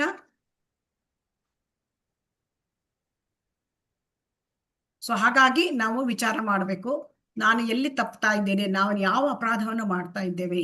ನಾಲ್ಕನೇ ಅಪರಾಧ ಯಾವುದು? ಹರೇ ಕೃಷ್ಣ ಮಹಿಮೆಯನ್ನು ಕೇವಲ ಕಲ್ಪನೆಯನ್ನು ಭಾವಿಸುವುದು. ಕಲ್ಪನೆ. ಈಗಲೂ ಕೂಡ ನಮಗೆ ಹರೇ ಕೃಷ್ಣ ಮಹಾಮಂತ್ರದಲ್ಲಿ ಇನ್ನೂ ದೃಢವಾಗಿ ನಂಬಿಕೆ ಬಂದಿದೆಯಾ? ಇಲ್ಲ ಮಾತಾಡಿ. ಹಾ, ಅದನ್ನು ನಾವು ವಿಚಾರ ಮಾಡ್ಬೇಕು. ನಾನು ಯಾವ ಅಪರಾಧ ಮಾಡ್ತಾ ಇದ್ದೇನೆ, ಮತ್ತೆ ಹರೇ ಕೃಷ್ಣ ನಾಮದ ಮೇಲೆ ವ್ಯಾಖ್ಯಾನ ಮಾಡೋದು ಅಲ್ವಾ, ನಮಗೆ ನಾವೇ ವ್ಯಾಖ್ಯಾನ ಮಾಡೋದು ತಪ್ಪು. ಆಮೇಲೆ ಯಾವ್ದು ಅಪರಾಧ? ಸಾಹಿತ್ಯಗಳನ್ನು ನಿಂದಿಸುವುದು ಮಾತಾಜಿ, ಬೇರೆ ನಾಲ್ಕನೇ ಅಪರಾಧ ಸಾಹಿತ್ಯವನ್ನು ನಿಂದಿಸುವುದು ಅಲ್ವಾ. ಸಾರಿ, ಅದು ಬಿಟ್ಟು ಹೋಗಿದೆ, ಸಾರಿ. ಸೊ ವೇದ ಸಾಹಿತ್ಯಗಳನ್ನ ನಾವು ನಿಂದಿಸುವುದು. ವೇದ ಸಾಹಿತ್ಯಗಳ ಮೇಲೆ ನಮ್ಗಿನ್ನು ಈಗ ಭಗವದ್ಗೀತೆ, ಭಾಗವತಂ ಇದ್ರ ಮೇಲೆ ನಮಗೆ ನಂಬಿಕೆ ಬಂದಿದೆಯಾ? ಹರೇ ಕೃಷ್ಣ, 100% ಒಪ್ಕೊಂಡಿದ್ದೇವಾ? ಇಲ್ಲ ಮಾತಾಜಿ. ಇಲ್ಲ. ಸೊ ನಾವು ನೋಡ್ಕೋಬೇಕು ನಮ್ಮಲ್ಲಿ ಯಾವುದಿದೆ. 5ನೇದು ಯಾವುದು ಅಪರಾಧ? ಜಪದ ಮಹಿಮೆಯನ್ನು ಕಲ್ಪನೆಯನ್ನು ಭಾವಿಸುವುದು. ಹರೇ ಕೃಷ್ಣ ಕಲ್ಪನೆ ಅಂತ ತಿಳ್ಕೊಳ್ಳೋದು. 6ನೇ ಅಪರಾಧ ವ್ಯಾಖ್ಯಾನ ಮಾಡೋದು ಅಲ್ವಾ, ಜಪದ ಮೇಲೆ ವ್ಯಾಖ್ಯಾನ ಮಾಡೋದು. 7ನೇ ಅಪರಾಧ ಭಗವಂತನ ನಾಮದ ಬಲದಿಂದ ಪಾಪ ಕಾರ್ಯವನ್ನು ಮಾಡುವುದು. ಪಾಪ ಕಾರ್ಯಗಳನ್ನು ಮಾಡೋದು ನಾಮದ ಬಲದ ಮೇಲೆ. ನಾನು ಜಪ ಮಾಡ್ತಾ ಇದ್ದೇನೆ ಅಂತ ಮಾಡ್ಕೊಳ್ಳೋದು. ಜಪ ಮಾಡಿದ್ಮೇಲೆ ಮತ್ತೆ ಬೇರೆ ಟೈಮಲ್ಲಿ ನಾವು ಜಪ ಇದೆ ನನ್ನ ಕಾಪಾಡ್ತದೆ, ಯಾಕಂದ್ರೆ ಎಲ್ಲ ಪಾಪಗಳಿಂದ ಕಾಪಾಡ್ತದೆ ಹೇಳ್ಕೊಂಡು ಜಪ ಮಾಡಿದ್ಮೇಲೆ ಮತ್ತೆ ಪಾಪ ಮಾಡೋದು. ಅದಕ್ಕೇನ್ ಹೇಳ್ತಾರೆ? ಕುಂಜರ ಸ್ನಾನ ಅಂತ ಹೇಳ್ತಾರೆ. ಅಂದ್ರೆ ಸ್ನಾನ ಮಾಡತ್ತೆ ಆನೆ, ಆದ್ರೆ ಮೈ ಮೇಲೆ ಮತ್ತೆ ಅದು ಮರಳನ್ನು ಚೆಲ್ಕೊಂಡ್ಬಿಡುತ್ತೆ ಅಲ್ವಾ ಮೇಲ್ ಬಂದ್ಮೇಲೆ. ಅದೇ ತರಹ ಈ ತರ ಜಪ ಮಾಡ್ಕೊಂಡು ಮತ್ತೆ ಪಾಪವನ್ನು ಮಾಡ್ತಕ್ಕಂಥದ್ದು. ಆಮೇಲೆ 8ನೇ ಅಪರಾಧ ಹರೇ ಕೃಷ್ಣ ಜಪವನ್ನು ವೇದಗಳಲ್ಲಿ ಕಾಮ್ಯ ಕರ್ಮಾಚರಣೆಗಳು ಎಂದು ಹೇಳೋದು ಮಾತು, ಕರ್ಮಕಾಂಡ ಅಂತ ತಿಳ್ಕೊಳ್ಳೋದು. ಅಂದ್ರೆ ನಾ ಜಪ ಮಾಡಿದ್ದೇನೆ, ನಂಗೆ ಏನಾದ್ರೂ ಫಲ ಸಿಕ್ಬೇಕು ಅಲ್ವಾ. ಸೊ ಆ ತರ ವಿಚಾರ ಮಾಡಿದ್ರೆ ಅದು ಕೂಡ ತಪ್ಪಾಗತ್ತೆ, ಆಮೇಲೆ ಅಪರಾಧ ಆಗುತ್ತೆ ಅದು. 9ನೇ ಅಪರಾಧ ನಂಬಿಕೆ ಇಲ್ಲದವರಿಗೆ ಪವಿತ್ರ ನಾಮದ ಮಹಿಮೆಯನ್ನು ಕುರಿತು ಬೋಧಿಸುವುದು. ಆದ್ರೆ ಇದರಲ್ಲಿ ಕೂಡ ಏನಾಗುತ್ತೆ ಅಂತಂದ್ರೆ, ನಾವು ನಂಬಿಕೆ ಯಾರಿಗೂ ಬಂದಿರ್ತಕ್ಕಂಥ ಅನೇಕ ಜನರಿಗೆ ನಂಬಿಕೆ ಇರೋದಿಲ್ಲ, ಆದ್ರೆ ನಾವು ಕೃಷ್ಣ ಪ್ರಜ್ಞೆಯ ಬಗ್ಗೆ ಹೇಳ್ತೇವೆ ಅಲ್ವಾ. ನಾವು ಸಾರೆ ಕೃಷ್ಣ ಮಂತ್ರ ಹೇಳಿ ಅದರಲ್ಲಿ ಏನು ಹೇಳ್ತಾ ಇದ್ದಾರೆ, ಅದನ್ನ ಆ ಒಂದು ಯಾರಿಗೆ ನಂಬಿಕೆ ಇಲ್ಲ ಅವರಿಗೆ ನಾವು ಹೇಳುವಷ್ಟು ನಮ್ಮ ಹತ್ರ ಶಕ್ತಿ ಇಲ್ಲ ಅಲ್ವಾ. ಹರೇ ಕೃಷ್ಣ, ಶಕ್ತಿ ಇದೆಯಾ ನಮಗೆ ಅಂತವರಿಗೆಲ್ಲ, ಯಾರಿಗೆ ನಂಬಿಕೆ ಇಲ್ಲ ಅಂತವರಿಗೆ ಕೊಡ್ಲಿಕ್ಕೆ? ಹರೇ ಕೃಷ್ಣ. 10ನೇ ಅಪರಾಧ ಪವಿತ್ರ ನಾಮಗಳನ್ನು ಜಪಿಸುವುದರಲ್ಲಿ ಸಂಪೂರ್ಣವಾಗಿ ಶ್ರದ್ಧೆಯನ್ನಿಟ್ಟು ಕೊಳ್ಳದಿರುವುದು. ನಮ್ಗೇನಾಗುತ್ತೆ ಅಂತಂದ್ರೆ, ಇಷ್ಟು ಹೇಳಿದ್ರು ಕೂಡ ನಮ್ಗೆ ಭೌತಿಕ ಆಸೆಗಳನ್ನ ಇಟ್ಕೊಳ್ತೇವೆ ಅಲ್ವಾ. ಇದರಲ್ಲಿ ನಮ್ಮಲ್ಲಿ ಹೆಚ್ಚಿನ ತಪ್ಪಾಗುತ್ತೆ ಅಲ್ವಾ. ಹೌದು ಮಾತಾಡಿ. ಹಾಗಾಗಿ ಈ ಅಪರಾಧಗಳು ಆಗದೇ ಇದ್ದ ಹಾಗೆ ನಾವು ಏನ್ ಮಾಡ್ಬೇಕು, ನಾವು ತುಂಬಾ ಇದನ್ನ ಮಾಡ್ಕೊಳ್ಬೇಕು. ಅಂದ್ರೆ ಅಪರಾಧ ಆದ್ರೆ ಅದಕ್ಕೆ ಶಿಕ್ಷೆ ಆಗುತ್ತೆ, ಅಪರಾಧಗಳು ಆಗದಿದ್ದಾಗೆ ನಾವು ನೋಡ್ಕೊಳ್ಬೇಕು ಅಂತ ಇಲ್ಲಿ ಹೇಳ್ತಾ ಇದ್ದಾರೆ. ಸೊ ಹಾಗಾಗಿ ಆ ಅಪರಾಧಗಳದ್ದು ಮಾಡದಿದ್ರೆ ಮಾತ್ರ ನಮ್ಮಲ್ಲಿ ಬೀಜ ಮೊಳೆತು ಅದು ಒಂದು ಭಕ್ತಿಯ ಬಳ್ಳಿ ಬೆಳ್ಕೊಂಡು ಹೋಗುತ್ತೆ. ಅದಕ್ಕೆ ನೀರ್ ಹಾಕೋದು, ಗೊಬ್ಬರ ಹಾಕೋದು, ಅದಕ್ಕೆ ನಾವು ಎಲ್ಲ ಮಾಡ್ತಕ್ಕಂಥದ್ದು ಹೇಗೆ ಅಂತಂದ್ರೆ, ಭಕ್ತರ ಸಂಘದಲ್ಲಿ ಇದ್ದು ಈ ಭಕ್ತಿ ಕಾರ್ಯಗಳನ್ನ ಮಾಡ್ತಕ್ಕಂಥದ್ದು, ಜಪ ಮಾಡೋದು, ಕೀರ್ತನೆ ಮಾಡೋದು, ಭಗವದ್ಗೀತಾ ಭಾಗವತ ಶ್ರವಣ ಮಾಡ್ತಕ್ಕಂಥದ್ದು, ಇದೆಲ್ಲ ಮಾಡ್ತಾ ಇರೋದು. ಸೊ ಅವಾಗ ನಮ್ಮಲ್ಲಿ ಏನಾಗುತ್ತೆ ಅಂದ್ರೆ ಅನರ್ಥ ನಿವೃತ್ತಿ ಆಗುತ್ತೆ. ಈ ಅನರ್ಥ ನಿವೃತ್ತಿ ಆಗದೆ ನಮಗೆ ಈ ತರ ಮಾಡ್ಲಿಕ್ಕೆ ಆಗೋದಿಲ್ಲ. ಯಾಕೆ ಅಂತಂದ್ರೆ ನಮ್ಮಲ್ಲಿ ಇರ್ತಕ್ಕಂಥ ಅನರ್ಥಗಳು ಅನೇಕ ಇದೆ, ಎಷ್ಟೋ ಜನ್ಮದೆಲ್ಲ ಇದೆ. ಸೊ ಹಾಗಾಗಿ ಇಲ್ಲಿ ಭಾವಾರ್ಥದಲ್ಲಿ ಏನ್ ಹೇಳ್ತಾ ಇದ್ದಾರೆ ನೋಡೋಣ. ನೋಡಿ, ಹರೇ ಕೃಷ್ಣ ಮಂತ್ರ ಜಪದಲ್ಲಿ ಅಪರಾಧ ಮಾಡಿದ್ರೆ ನಮಗೆ ಫಲ ಸಿಕ್ಕೋದಿಲ್ಲ. ಅಂದ್ರೆ ಈ ಪ್ರೋಸೆಸ್ ಇದೆಯಲ್ಲ, ಹರೇ ಕೃಷ್ಣ ಮಹಾಮಂತ್ರ ಜಪ, ಇದು ಸರಿ ಇದೆ, ನಾವು ಸರಿಯಾಗಿ ಅದನ್ನ ಮಾಡ್ತಾ ಇಲ್ಲ. ಸೊ ನಮಗೆ ಯಾಕೆ ಬರ್ತಾ ಇಲ್ಲ, ನನಗೆ ಯಾಕೆ ಬರ್ತಾ ಇಲ್ಲ ನಿರೀಕ್ಷಿತ ಫಲ, ನನ್ನ ಕಣ್ಣಲ್ಲಿ ಯಾಕೆ ನೀರು ಬರ್ತಾ ಇಲ್ಲ, ನಾನು ಯಾಕೆ ಅಪರಾಧ ರಹಿತ ಮಾಡ್ಲಿಕ್ಕೆ ಸಾಧ್ಯ ಆಗ್ತಾ ಇಲ್ಲ ಅಂದ್ರೆ ನನ್ನಲ್ಲಿ ತೊಂದರೆ ಇದೆ, ನಾನು ಅಪರಾಧ ಮಾಡ್ತಾ ಇದ್ದೇನೆ. ಇದನ್ನ ನಾವು ತಿಳ್ಕೊಳ್ಬೇಕು. ಸೊ ಹಾಗಾಗಿ ನಾವು ಎಚ್ಚರ ವಹಿಸಬೇಕು. ಹರೇ ಕೃಷ್ಣ. ಸೊ ಹಾಗಾಗಿ ಇದು ನಾವು ಹೇಳುವುದು ಸುಲಭ, ಆದರೆ ಇದನ್ನ ಆಚರಣೆಯಲ್ಲಿ ತರುವುದು ನಮಗೆ ಗೊತ್ತಿಲ್ಲದಾಗೆ ನಮ್ಮಲ್ಲಿ ಅಪರಾಧಗಳಾಗ್ಬಿಡುತ್ತೆ ಅಲ್ವಾ. ಹರೇ ಕೃಷ್ಣ. ಹೌದು ಮಾತಾಜಿ. ಅದಕ್ಕೆ ನಾವು ಏನ್ ಮಾಡ್ಬೇಕು, ಕಂಟಿನ್ಯೂಸ್ ಆಗಿ ಆ ಜಪವನ್ನು ನಾವು ಹೆಚ್ಚು ಮಾಡ್ತಾನೆ ಹೋಗ್ಬೇಕು. ಅವಾಗ ಯಾವಾಗ ನಮ್ಮಲ್ಲಿ ಜಪವನ್ನು ನಾವು ಮಾಡ್ತಾ ಹೋದ್ಮೇಲೆ ಭಗವಂತನ ಕರುಣೆ ಇರುತ್ತದೆ, ಅವ್ಯಾಜ ಕರುಣೆ. ಅದರಿಂದ ನಾವು ನಮ್ಮ ಅಪರಾಧಗಳನ್ನು ಮಾಡೋದನ್ನ ನಾವು ತಪ್ಪಿಸ್ಕೊಳ್ಬಹುದು. ಹರೇ ಕೃಷ್ಣ. ಬೇರೆ ಯಾವ್ದಾದ್ರು ವಿಧಾನ ಇದೆಯಾ ಅಪರಾಧಗಳನ್ನು ತಪ್ಪಿಸದಿದ್ದಂಗೆ? ಹರೇ ಕೃಷ್ಣ. ಪಂಚತತ್ವವನ್ನು ಹೇಳ್ಕೋಬೇಕು ಫಸ್ಟ್ ಮಾತಾಡಿ. ಅದೇ ಮುಂದೆ ಬರುತ್ತೆ ಶ್ಲೋಕದಲ್ಲಿ. ನಾವು ಇಲ್ಲಿ ಮುಂದೆ ಬರುತ್ತೆ, ಇದೆ ಮುಂದಿನ ಶ್ಲೋಕದಲ್ಲಿ ಅದನ್ನೇ ಹೇಳ್ತಾ ಇದ್ದಾರೆ. ಪಂಚತತ್ವ ಏನ್ ಮಾಡುತ್ತೆ, ಪಂಚತತ್ವದ ಬಗ್ಗೆನೇ ಮುಂದಿನ ಶ್ಲೋಕ ಇದೆ. ಓದೋಣ. ಪಂಚತತ್ವನ ನಾವು ಯಾಕೆ ಹೇಳ್ಕೋಬೇಕು? ಅಪರಾಧ ಮಾಡಿದ್ರೆ ಅವರು ಕ್ಷಮಿಸಿ ಬಿಡ್ತಾರೆ. ಅದು ನೋಡೋಣ. ಶ್ಲೋಕ 31. ಚೈತನ್ಯ ನಿತ್ಯಾನಂದೇ ನಾಯಿಯೇ ಸಭ ವಿಚಾರ, ನಾಮಲೈತೆ ಪ್ರೇಮ ದೇನಾ ವಹೇ ಅಶುಧಾರ. ದಯಾನ್ವಿತ ಮಾತಾಜಿ ಓದಿ. ದಯಾನ್ವಿತ ಮಾತಾಜಿ ಅನ್ಮ್ಯೂಟ್ ಮಾಡ್ಕೊಳ್ಳಿ. ಹರೇ ಕೃಷ್ಣ ಮಾತಾಜಿ. ಹರೇ ಕೃಷ್ಣ. ಧನ್ಯವಾದ. ಪ್ರಣಾಮ್.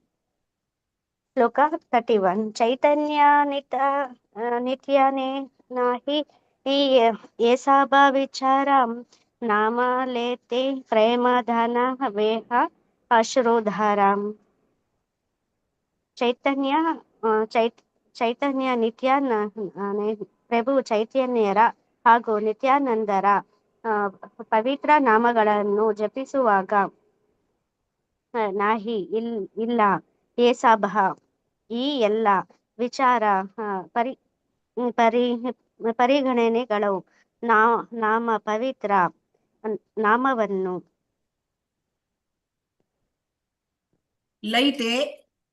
ಲೈತೆ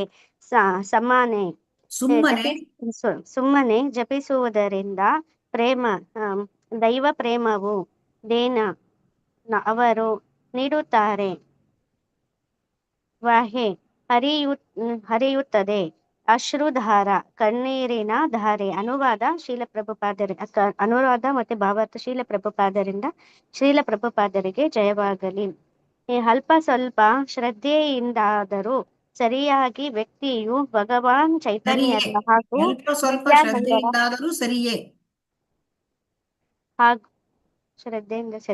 ಚೈತನ್ಯರ ಹಾಗೂ ನಿತ್ಯಾನಂದರ ಪವಿತ್ರ ನಾಮಗಳನ್ನು ಜಪಿಸಿದ್ದಾರೆ. ಬಹು ಶೀಘ್ರದಲ್ಲಿ ಆತ ತನ್ನೆಲ್ಲ ಅಪರಾಧಗಳಿಂದ ಕಲುಚಿಕೊಂಡು ಪರಿಶುದ್ಧನಾಗುತ್ತಾನೆ. ಹೀಗೆ ಮಾಡಿದ ಬಳಿಕ ಆತ ಹರೇ ಕೃಷ್ಣ ಮಹಾಮಂತ್ರವನ್ನು ಜಪಿಸಿದರೆ ದೈವ ಪ್ರೇಮವು ತಂಡುಕೊಂಡುವ ಉನ್ಮಾದದ ಅನುಭವ ಅವನಿಗಾಗುತ್ತದೆ. ಭಾವಾರ್ಥ ಶೀಲ ಪ್ರಭುಪಾದರಿಗೆ ಜಯವಾಗಲಿ. ಈ ಸಂಬಂಧದಲ್ಲಿ ಶೀಲ ಭಕ್ತಿ ಸಿದ್ಧಾಂತ ಸರಸ್ವತಿ ಠಾಕೂರರು ಒಂದು ಮಾತು ಹೇಳಿದ್ದಾರೆ. ಅದು ಹೀಗಿದೆ: ವ್ಯಕ್ತಿಯು ಶ್ರೀ ಚೈತನ್ಯ ಮಹಾಪ್ರಭುಗಳ ಹಾಗೂ ನಿತ್ಯಾನಂದರ ಆಶ್ರಯ ಪಡೆಯಬೇಕು. ಒಂದು ಮರಕ್ಕಿಂತ ಹೆಚ್ಚು ಸಹನಶೀಲನಾಗಿದ್ದು, ಒಂದು ಹುಲ್ಲಿನ ದಳಕ್ಕಿಂತ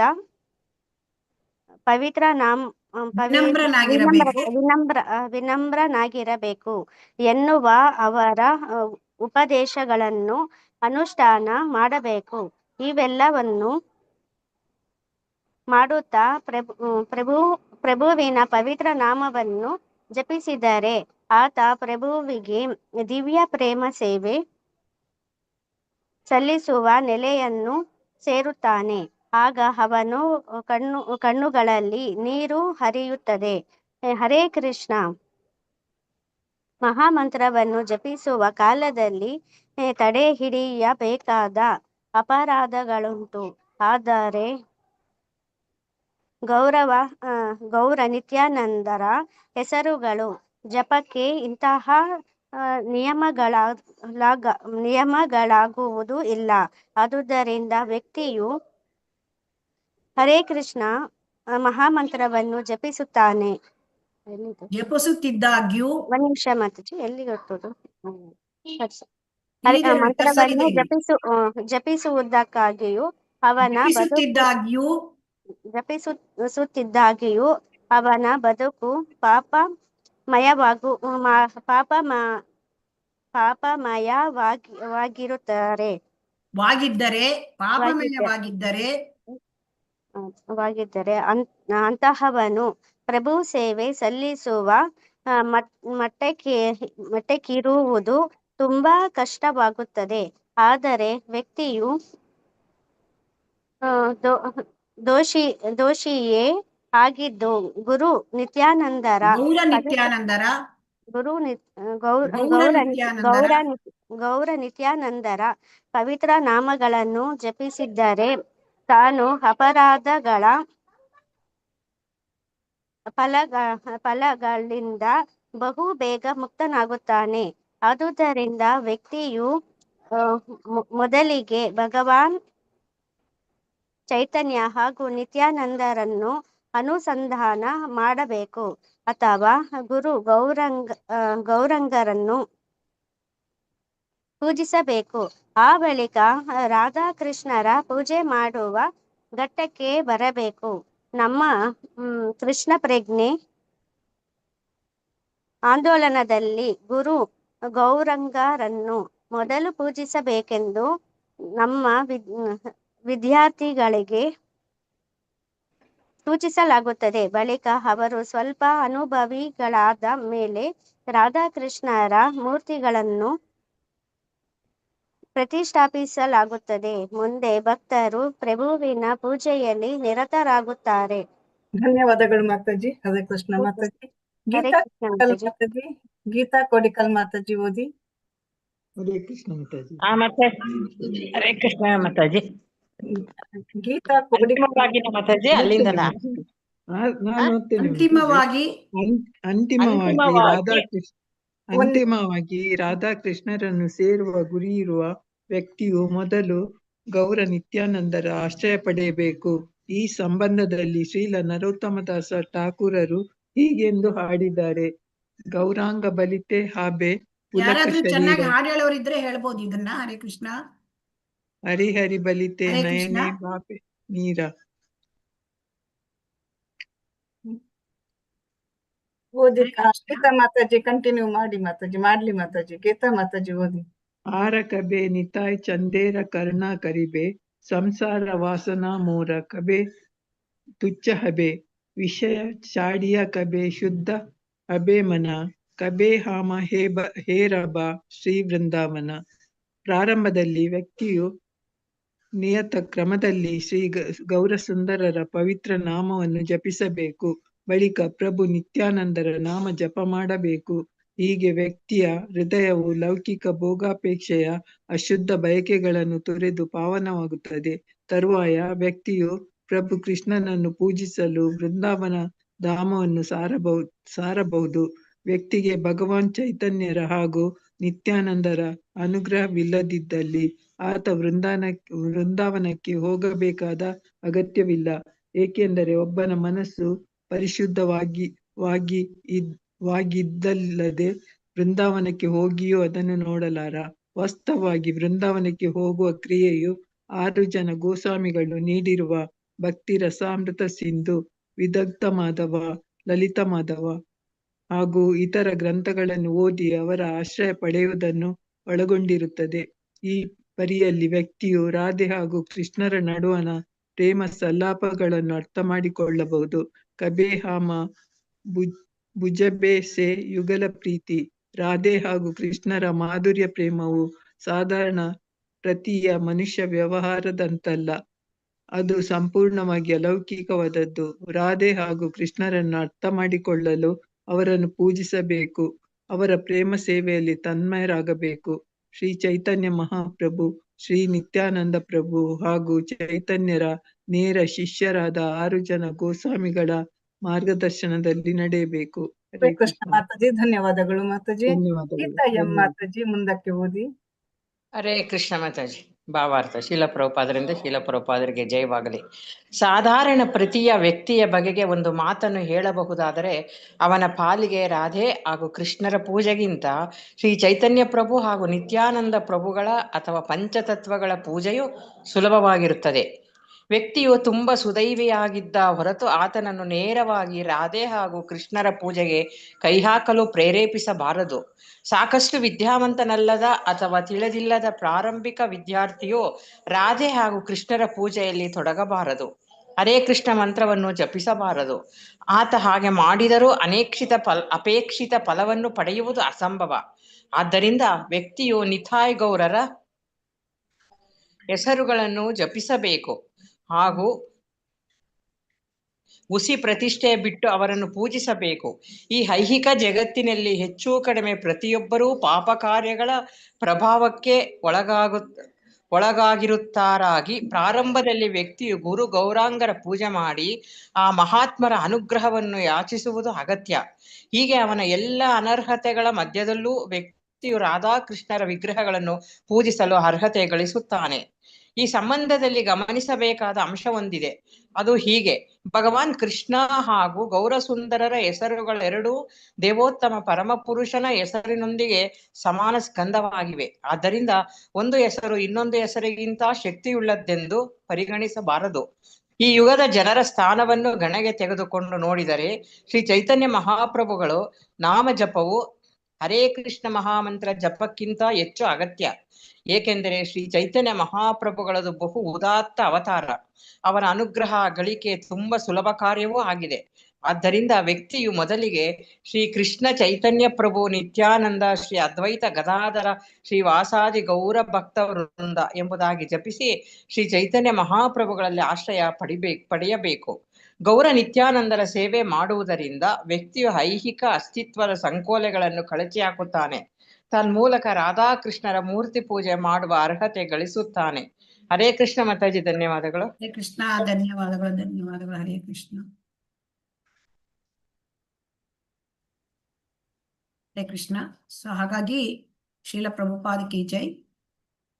ಏನ್ ಮಾಡ್ಬೇಕು ಅಂತ ನಮ್ಗೆ ಹೇಳ್ತಿದ್ದಾರೆ. ನಮ್ಮ ಅಪರಾಧಗಳನ್ನ ನಾವು ಕಳಚಿಕೊಳ್ಳೋದು ಹೇಗೆ? ಸೊ ಹಾಗಾಗಿ ಈ ಅಪರಾಧಗಳು ಇರದಿದ್ದಂಗೆ ನಮಗೆ ನೋಡ್ಬೇಕು ಅಂದ್ರೆ ನಾವು ಚೈತನ್ಯ ಮಹಾಪ್ರಭುಗಳು ನಿತ್ಯಾನಂದರ ಪವಿತ್ರ ನಾಮಗಳನ್ನು ಜಪಿಸಬೇಕು. ಸೊ ಇದನ್ನೆಲ್ಲ ನಾವು ಮಾಡ್ತಾ ಇದ್ದೇವೆ ಅಲ್ವಾ? ಪ್ರತಿ ಒಂದು ರೌಂಡಿಗೂ ನಾವು ಹೇಳ್ತಾ ಇದ್ದೇವೆ ಅಲ್ವಾ? ಹರೇ ಕೃಷ್ಣ. ಜಯ ಶ್ರೀ ಕೃಷ್ಣ ಚೈತನ್ಯ ಪ್ರಭು ನಿತ್ಯಾನಂದ ಶ್ರೀ ಅದ್ವೈತ ಗದಾಧರ ಶ್ರೀ ವಾಸಾದಿ ಗೌರ ಭಕ್ತ ವೃಂದ. ಇದನ್ನು ಹೇಳೇ ಮಾಡ್ತಾ ಇದ್ದೇವೆ ಅಲ್ವಾ ಎಲ್ಲರೂ? ಹರೇ ಕೃಷ್ಣ. ಹೌದು ಮಾತಾಜಿ, ಮಾಡ್ತಾ ಇದ್ದೇವೆ. ಸೊ ಅದರಿಂದ ಇದರ ಅರ್ಥ ಏನು ಅಂತಂದ್ರೆ, ನಾವು ಆ ನಾಮದಲ್ಲಿ ಆಶ್ರಯ ತೆಗೆದುಕೊಳ್ಳೋಕ್ಕಿಂತ ಮುಂಚೆ ನಾವು ಚೈತನ್ಯ ಮಹಾಪ್ರಭುಗಳಲ್ಲಿ ಮತ್ತೆ ನಾವು ನಿತ್ಯಾನಂದರು, ಚೈತನ್ಯ ಮಹಾಪ್ರಭುಗಳು ಸ್ವತಃ ಕೃಷ್ಣ, ನಿತ್ಯಾನಂದರು ಅಂದ್ರೆ ಗುರು. ಸೊ ಅದು ಬಲರಾಮ. ಸೊ ಅದು ಗುರು ತತ್ವ. ಸೊ ಹಾಗಾಗಿ ಗುರು ಗೌರಾಂಗ. ಸೊ ಇದರಲ್ಲಿ ನಾವು ಆಶ್ರಯ ತೆಗೆದುಕೊಳ್ಳಬೇಕು. ಹಾಗೆ ನಾವು ಡೈರೆಕ್ಟ್ ಆಗಿ ನಾವು ಈ ಹರೇ ಕೃಷ್ಣ ಮಹಾಮಂತ್ರನ ಹೇಳಲಿಕ್ಕೆ ಬರೋದಿಲ್ಲ.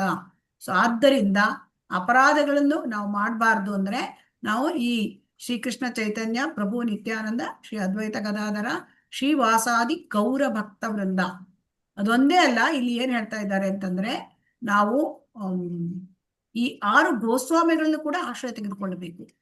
ಸೊ ಹಾಗಾಗಿ ನಾವು ಭಗವಂತನ ನಾಮ ಜಪ ಮಾಡಬೇಕು ಅಂತಂದ್ರೆ ಇಲ್ಲಿ ಇವೆರಡನ್ನು ನಾವು ಪಾಲಿಸ್ಬೇಕು ಅಂತ. ಸೊ ಹಾಗಾಗಿ ಹರೇ ಕೃಷ್ಣ ಮಹಾಮಂತ್ರ ಜಪಿ ಈ ರೀತಿ ಮಾಡಿದ ಬಳಿಕ ಯಾವಾಗ ಚೈತನ್ಯ ಮಹಾಪ್ರಭುಗಳು ನಿತ್ಯಾನಂದ ಪ್ರಭುಗಳ ಪವಿತ್ರ ನಾಮವನ್ನು ಜಪಿಸಿ ಅಪರಾಧಗಳಿಂದ ಪರಿಶುದ್ಧನಾದಾಗ ಹರೇ ಕೃಷ್ಣ ಮಹಾಮಂತ್ರವನ್ನು ಜಪಿಸಿದರೆ ನಾವು ಭಾವ ಹಂತಕ್ಕೆ ಹೋಗ್ಬೋದು. ದೈವ ಪ್ರೇಮ ಕೊಡುವ ಉನ್ಮಾದದ ಅನುಭವ ಆಗುತ್ತದೆ ಅಂತ. ಸೊ ಅದಕ್ಕೆ ಇಲ್ಲಿ ಏನ್ ಹೇಳ್ತಾ ಇದ್ದಾರೆ ಅಂದ್ರೆ ನಾವು ಚೈತನ್ಯ ಮಹಾಪ್ರಭುಗಳ ನಿತ್ಯಾನಂದರ ಆಶ್ರಯ ಪಡಿಬೇಕು. ಇಲ್ಲಿ ಚೈತನ್ಯ ಮಹಾಪ್ರಭುಗಳು ಹೇಳಿದ್ದಾರೆ, ತೃಣಾದಪಿ ಸುನೀಚೇನ ತರೋರಪಿ ಸಹಿಷ್ಣುನ ಅಮಾನೀನ ಮಾನದೇನ ಕೀರ್ತನೀಯ ಸದಾಹರಿ. ಈಗ ನಮಗೆ ಭಕ್ತಿಯಲ್ಲಿ ಈ ಹರೇ ಕೃಷ್ಣ ಮಹಾಮಂತ್ರವನ್ನ ನಾವು ಅಪರಾಧ ರಹಿತವಾಗಿ ಮಾಡಬೇಕು ಅಂತಂದ್ರೆ ನಮ್ಮಲ್ಲಿ 2 ಕೊಟ್ಟಿದ್ದಾರೆ ಶ್ರೀ ಚೈತನ್ಯ ಮಹಾಪ್ರಭುಗಳು. ಒಂದು, ನಾವು ಮರಕ್ಕಿಂತ ಸಹನಶೀಲರಾಗಬೇಕು. ಮರ ಎಷ್ಟು ಕತ್ತರಿಸುತ್ತಾರೆ, ಅದನ್ನ ಕಡಿತಾರೆ, ಅದಾದ್ರೆ ಚಿಗುರ್ತದೆ ಅಲ್ವಾ? ಅದೇನಾದ್ರೂ ಇದು ಮಾಡುತ್ತಾ ಒಂದು ನಮಗೆ ಯಾರಾದ್ರೂ ಅದಕ್ಕೆ ಕಡಿಲಿಕ್ಕೆ ಹೋದ್ರೆ ಇದು ಪ್ರತಿಭಟನೆ ಮಾಡೋದಿಲ್ಲ, ಅದೇನ್ ಮಾಡಿ ಸಹಿಸ್ಕೊಳ್ತದೆ. ಆದ್ರೆ ಮಳೆಗಾಲ ಬಂದಾಗ ಚಿಗುರುತ್ತೆ. ಹಾಗೆ ಭಕ್ತಿಯಲ್ಲಿ ಇದ್ದಾಗ ನಮಗೆ ಅನೇಕ ಅಡೆತಡೆಗಳು ಬರುತ್ತೆ, ಅದನ್ನ ನಾವು ಸಹಿಸ್ಕೊಳ್ಬೇಕಂತ. ಮತ್ತೆ ಹುಲ್ಲಿನ ದಳಕ್ಕಿಂತ ವಿನಮ್ರ. ಸೊ ತೃಣಾದಪಿ ಸುನೀಚೇನ, ನಾವು ವಿನಮ್ರತೆಯನ್ನ ಬೆಳೆಸ್ಬೇಕು. ಸೊ ಇದನ್ನ ಈ ಉಪದೇಶಗಳನ್ನ ನಾವು ಅನುಷ್ಠಾನ ಮಾಡಬೇಕು. ಸೊ ಇದನ್ನ ಮಾಡುತ್ತಾ ನಾವು ಪವಿತ್ರ ನಾಮವನ್ನು ಜಪಿಸಿದ್ರೆ ನಮಗೆ ಒಂದು ಭಾವದ ಹಂತ ಕೃಷ್ಣ ಪ್ರೇಮಕ್ಕೆ ತಲುಪಲಿಕ್ಕೆ ಸಾಧ್ಯ. ಸೊ ಹಾಗಾಗಿ ಸಹನಶೀಲತೆ, ವಿನಮ್ರತೆ ಈ ಎರಡೂ ಕೂಡ ಬಹಳ ಮುಖ್ಯವಾದದ್ದು ಈ ನಮ್ಮ ಹರೇ ಕೃಷ್ಣ ಮಂತ್ರ ಮಾಡುವಾಗ, ಜಪ ಮಾಡುವಾಗ. ಸೊ ಇಲ್ಲಿ ಒಂದು ನಮ್ಗೆ ನಿತ್ಯಾನಂದ ಪ್ರಭುಗಳು, ಶ್ರೀ ಚೈತನ್ಯ ಮಹಾಪ್ರಭುಗಳ ಆಶಯ ತೆಗೆದುಕೊಳ್ಳೋದು, ಮತ್ತೆ ನಾವು ಸಹಿಷ್ಣುತೆಯನ್ನು ಬೆಳೆಸ್ಕೊಳ್ಳೋದು, ವಿನಮ್ರತೆಯನ್ನು ಬೆಳೆಸ್ಕೊಳ್ಳೋದು, ಇದು ಬಹಳ ಮುಖ್ಯ. ಆಗ ಅವನ ಕಣ್ಣುಗಳಲ್ಲಿ ನೀರು ಹರಿಯುತ್ತದೆ ಮತ್ತು ಆಗ ನಮಗೆ ಅಪರಾಧ ರಹಿತವಾದ ಜಪ ಮಾಡ್ಲಿಕ್ಕೆ ಸಾಧ್ಯ. ಸೊ ಹಾಗಾಗಿ ವ್ಯಕ್ತಿ ಇಲ್ಲಿ ಏನ್ ಹೇಳ್ತಾ ಇದ್ದಾರೆ, ಹರೇ ಕೃಷ್ಣ ಮಹಾಮಂತ್ರವನ್ನು ಜಪಿಸುತ್ತಾ ಇರ್ತಾನೆ, ಆದರೂ ಅವನ ಬದುಕು ಪಾಪಮಯವಾಗಿದ್ದರೆ ಅಂತವನು ಪ್ರಭು ಸೇವೆ ಮಾಡುವ ಮಟ್ಟಕ್ಕೆ ಇರುವುದು ತುಂಬಾ ಕಷ್ಟವಾಗುತ್ತದೆ. ಸೊ ಅದರಿಂದ ನಾವು ಭಕ್ತಿಗೆ ಬಂದ ಮೇಲೆ ನಮ್ಮಿಂದ ಪಾಪಗಳು ಘಟಿಸಬಾರದು, ಅದಷ್ಟು ಅದರ ನಾವು ಮಾಡ್ಬೇಕು. ಯಾಕಂದ್ರೆ ಹರೇ ಕೃಷ್ಣ ಮಹಾಮಂತ್ರ ದೀಕ್ಷೆ ಕೊಟ್ಟ ಮೇಲೆ ಅವರು ನಮ್ಮ ಪಾಪಗಳನ್ನೆಲ್ಲ, ನಮಗೆ ದೀಕ್ಷೆ ಯಾವಾಗ ಗುರುವಿನಿಂದ ನಾವು ದೀಕ್ಷೆ ಪಡಿತೇವೆ, ನಮ್ಮ ಪಾಪಗಳನ್ನೆಲ್ಲ ಅವರು ಅಂದ್ರೆ ನೆಲ್ಲಿಫೈ ಮಾಡ್ಬಿಡ್ತಾರೆ. ಅವಾಗ ಮತ್ತೆ ನಾವು ಪಾಪ ಮಾಡಬಾರ್ದು. ಪಾಪ ಮಾಡಿದ್ರೆ ಮತ್ತೆ ನಮಗೆ ಜಪಿಸುತ್ತಿದ್ರೆ ನಮಗೆ ಮುಂದೆ ಭಗವಂತನ ಪ್ರಭು ಸೇವೆ ಸಲ್ಲಿಸುವ ಮಟ್ಟಕ್ಕೆ ಇರುವುದು ತುಂಬಾ ಕಷ್ಟ ಆಗುತ್ತದೆ ಅಂತ ಇಲ್ಲಿ ಹೇಳ್ತಾ ಇದ್ದಾರೆ. ಸೊ ಹಾಗಾಗಿ ನಮ್ಮ ಹತ್ರ ದೋಷಗಳು ಇದ್ದೇ ಇರುತ್ತೆ, ಯಾಕಂದ್ರೆ ನಾವು ಬದ್ಧಾತ್ಮರು. ಆ ದೋಷಗಳು ಇದ್ರೂ ಕೂಡ ನಾವು ಏನ್ ಮಾಡ್ಬೇಕು, ಈ ಗೌರನಿತಾಯಿ ಇವರ ನಾವು ಪವಿತ್ರ ನಾಮಗಳನ್ನ ಜಪಿಸಬೇಕು. ಕೆಲವರು ಹರೇ ಕೃಷ್ಣ ಮಹಾಮಂತ್ರ ಜಪ ಮಾಡೋಕ್ಕಿಂತ ಮುಂಚೆ ಈ ಮಾಲೆ ಇಟ್ಟಡಿ ಅವರು ಗೌರನಿತಾಯಿ ಜಪವನ್ನು ಮಾಡ್ತಾರೆ ಅಲ್ವಾ? ಹರೇ ಕೃಷ್ಣ ಕೆಲವರು ಮಾಡ್ತಾರೆ ಅಲ್ವಾ? ಇಡೀ ಮಾಲೆ ಹರೇ ಕೃಷ್ಣ ಹರೇ ಕೃಷ್ಣ ಕೇಳಿದ್ದೀರಾ? ಹರೇ ಕೃಷ್ಣ ರೌಂಡ್ ಮಾಡ್ತಾರೆ. ರೌಂಡ್ ಮಾಡ್ತಾರೆ. ಯಾಕೆ? ಅವರಲ್ಲಿ ನಾವು ಆಶ್ರಯ ತೆಗೆದುಕೊಳ್ಬೇಕು. ಯಾಕಂದ್ರೆ ಮಹಾವದನ್ಯ ಗೌರನಿತಾಯಿ ತುಂಬಾ ಕರುಣೆ. ಯಾಕಂದ್ರೆ ಕೃಷ್ಣ ಭಗವಂತ ಏನ್ ಹೇಳ್ತಾನೆ, ಸರ್ವಧರ್ಮಾನ್ ಪರಿತ್ಯಜ್ಯ ಮಾಮೇಕಂ ಶರಣಂ ವ್ರಜ ಅಹಂ ತ್ವಾಂ ಸರ್ವ ಪಾಪೇಭ್ಯೋ ಮೋಕ್ಷಯಿಷ್ಯಾಮಿ ಮಾ ಶುಚಃ. ಅವರು ಒಂದು ಕಂಡೀಷನ್ ಇಟ್ಬಿಟ್ಟಿದ್ದಾರೆ, ಕೃಷ್ಣ ನೀನ್ ನನಗೆ ಶರಣಾಗು. ಆದ್ರೆ ಗೌರನಿತಾಯಿ, ಈಗ ಚೈತನ್ಯ ಮಹಾಪ್ರಭುಗಳು ಯಾವ ಕಂಡೀಷನ್ನು ಇಲ್ಲ, ತಗೊಳ್ಳಿ ಕೃಷ್ಣ ಪ್ರೇಮ, ತಗೊಳ್ಳಿ ಕೃಷ್ಣ ಪ್ರೇಮ ಕೊಟ್ಟಿದ್ರೆ. ಯಾಕೆ? ಮಹಾವದನ್ಯಾಯ ಅವತಾರ. ಸೊ ಅದರಿಂದ ನಾವು ಅವರಿಗೆ ನಾವು ಏನ್ ಮಾಡ್ಬೇಕು, ಆಶ್ರಯ ತೆಗೆದುಕೊಳ್ಳಬೇಕು ಅಂತ ಹೇಳ್ತಾ ಇದ್ದಾರೆ. ಸೊ ಹಾಗಾಗಿ ಇಲ್ಲಿ ಏನ್ ಹೇಳ್ತಿದ್ದಾರೆ, 3 ಗೌರಾಂಗರನ್ನು ನಾವು ಪೂಜಿಸಬೇಕು, ಗೌರನಿತಾಯನ ಪೂಜನೆ ಮಾಡ್ಬೇಕು ಅಂತ ಹೇಳ್ತಾ ಇದ್ದಾರೆ ಶ್ರೀಲ ಪ್ರಭುಪಾದರು.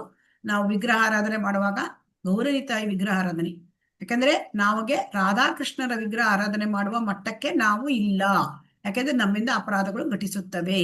ಸೊ ಆದ್ದರಿಂದ ಗೌರನಿತಾಯಿಯನ್ನು ನಾವು ಪೂಜಿಸಬೇಕು, ಗೌರನಿತಾಯಿಯನ್ನ ನಾವು ಪವಿತ್ರ ನಾಮ ಜಪಿಸಬೇಕು, ಗೌರನಿತಾಯಿಯನ್ನ ನಾವು ಪೂಜಿಸಬೇಕು. ಆಮೇಲೆ ಏನಾಗುತ್ತೆ, ಅವರ ಅನುಗ್ರಹ ಇದ್ದಾಗ ನಾವು ಭಕ್ತಿಯಲ್ಲಿ ಮುಂದುವರಿಲಿಕ್ಕೆ ಸಾಧ್ಯ. ಹರೇ ಕೃಷ್ಣ. ಇವತ್ತಿಗೆ ಇಲ್ಲಿಗೆ ನಿಲ್ಲಿಸೋಣ, ನಾಳೆ ಇದನ್ನ ನಾವು ಮುಂದುವರಿಸೋಣ, ತುಂಬಾ ಇದೆ. ಹರೇ ಕೃಷ್ಣ. ವಾಂಛಾ ಕಲ್ಪತರುಭ್ಯಶ್ಚ ಕೃಪಾ ಸಿಂಧುಭ್ಯ ಏವ ಚ ಪತಿತಾನಾಂ ಪಾವನೇಭ್ಯೋ ವೈಷ್ಣವೇಭ್ಯೋ ನಮೋ ನಮಃ. ಹರೇ ಕೃಷ್ಣ ಕೃಷ್ಣ ಕೃಷ್ಣ ಹರೇ ಹರೇ, ಹರೇ ರಾಮ ರಾಮ ರಾಮ ಹರೇ ಹರೇ. ಶ್ರೀ ಶ್ರೀ ರಾಧಾ ಗೋವಿಂದ ಕಿ ಜೈ, ಶ್ರೀ ಶ್ರೀ ಗೌರನಿತಾಯಿ ಕಿ ಜೈ, ಶ್ರೀಲ ಪ್ರಭುಪಾದ ಕಿ ಜೈ. ಹರೇ ಕೃಷ್ಣ. ಎಲ್ಲರಿಗೂ ಇವತ್ತಿನ ದಿನದಲ್ಲಿ ತರಗತಿಯಲ್ಲಿ ಭಾಗವಹಿಸಿದ್ದಕ್ಕೆ ಎಲ್ಲರಿಗೂ ಕೂಡ ಅನಂತ ಅನಂತ ವಂದನೆಗಳು. ಹರೇ ಕೃಷ್ಣ. ಹರೇ ಕೃಷ್ಣ ಮಾತಾಜಿ, ಧನ್ಯವಾದಗಳು. ಧನ್ಯವಾದಗಳು ಮಾತಾಜಿ. ಧನ್ಯವಾದಗಳು ಮಾತಾಜಿ. ಹರೇ ಕೃಷ್ಣ ಮಾತಾಜಿ, ಧನ್ಯವಾದಗಳು.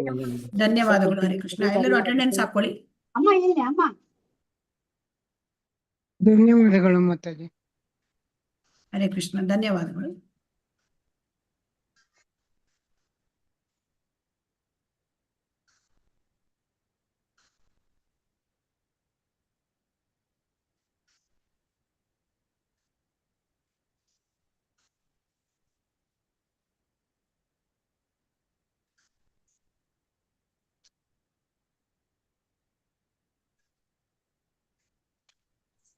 ಹರೇ ಕೃಷ್ಣ ಮಾತಾಜಿ, ಧನ್ಯವಾದಗಳು ಮಾತಾಜಿ.